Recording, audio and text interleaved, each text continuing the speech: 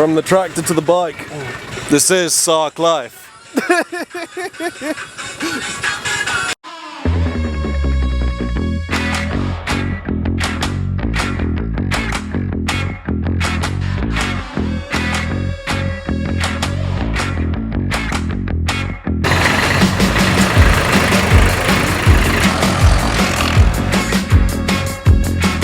Very, very established pub. Ollie, it's too early for the murmuring!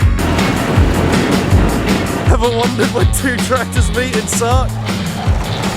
It's gonna be close. It's gonna be, it's gonna be close. Oh, we've got an overtake as well. Watch out, my boy. As local as it gets, and you can reverse a trailer down a bumpy, windy path. Look at this. Skillage in the Sark village. Maybe I said that too soon. So I'm on my way to the coupe now. I think this is the #1 location in Sark. Well, #1 landscape location. The #1 location is the Mermaid Pub. This is the ground in Sark. If you're curious to what these dusty pathways look like. 15 feet wide. I'm 7'3", so probably two of me. Check these rays out.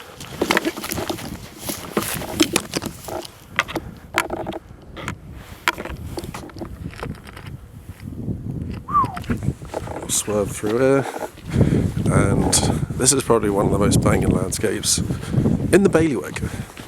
Probably Channel Islands, but I haven't explored Jersey that much. So check this out. This is La Coupe. Oh, nearly tripped up. We've got a bit of a time-lapse operation on the go.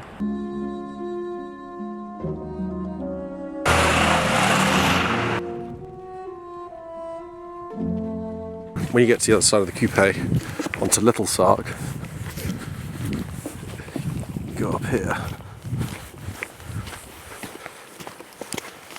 This is pretty cool. Danger sheer drop. Watch yourselves. Yeah, this is pretty cool. Got a little view of the coupe. At a guess, 400 feet.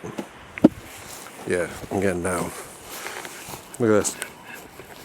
Boom, 400 feet. Boom, 400 feet. So here's a little bit of history for you.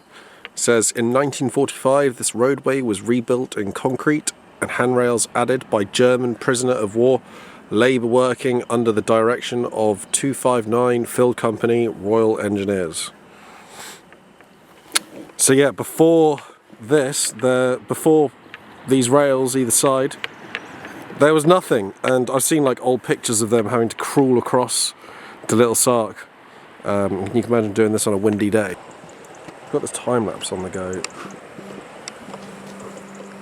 and it's fireballs. Look at that.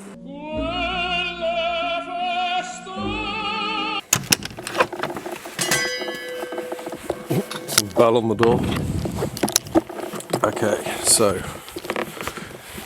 this is why I've come to Sark to shoot a new 2021 coupe sunset banger, and I'm on a mission, but we're gonna have to overcome some hurdles like this.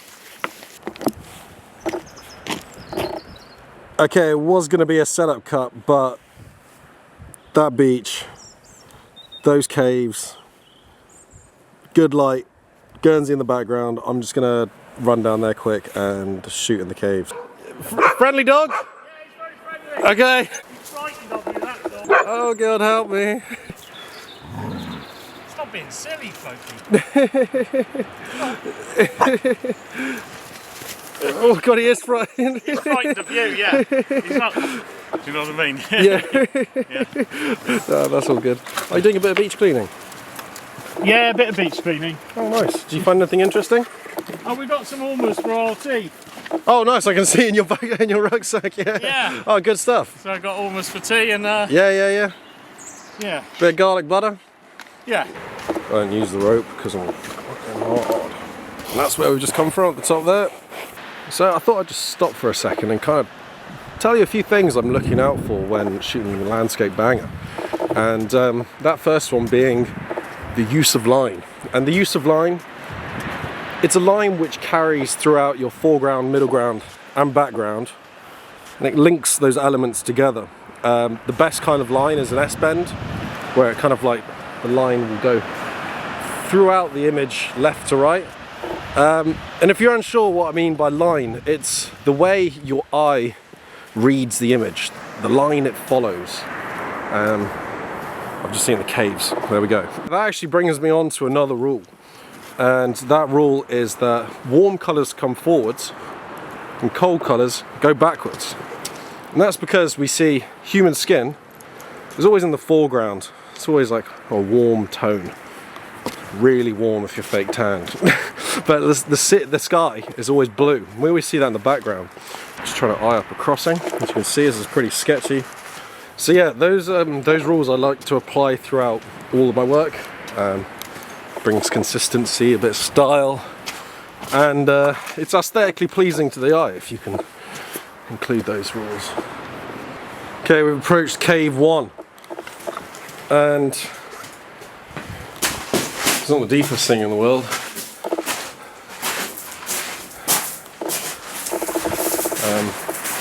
Stripping. It's a pretty cool frame though, actually, with Breku. Look at that. Yeah, we're going to snap that. And this is cave number 2. This one goes back pretty far. Just climb around the side here. This is all like clear water that you can't even see. It's so clear.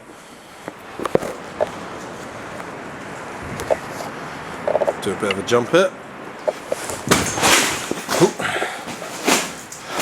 Like a ballerina. Hello! No one's home. So let's have a look at this one. I'll take that. Let's shoot some bangers.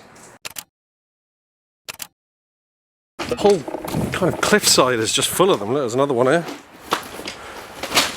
But this one is mad. Let me take you through here. Okay, it's a bit of seaweed, it's sketchy. And check this bad boy out, it goes all the way through. That's pretty crazy.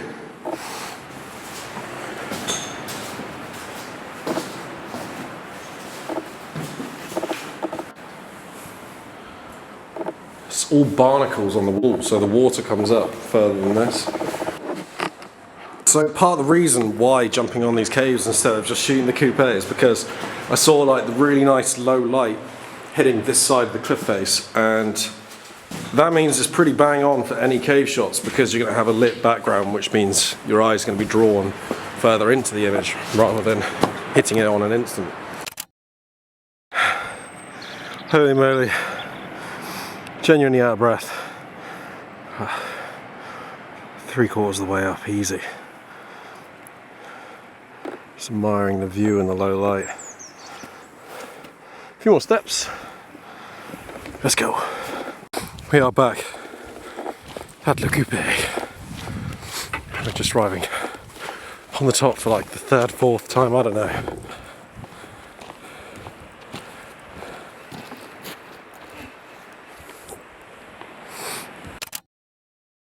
And I thought I would just take you through sort of what I just did, and I'll load up the picture at the end of this. So I shot it with a 14mm, then basically just did a series of shots across, and then above, and then I'll put them together like a jigsaw puzzle, piece them together.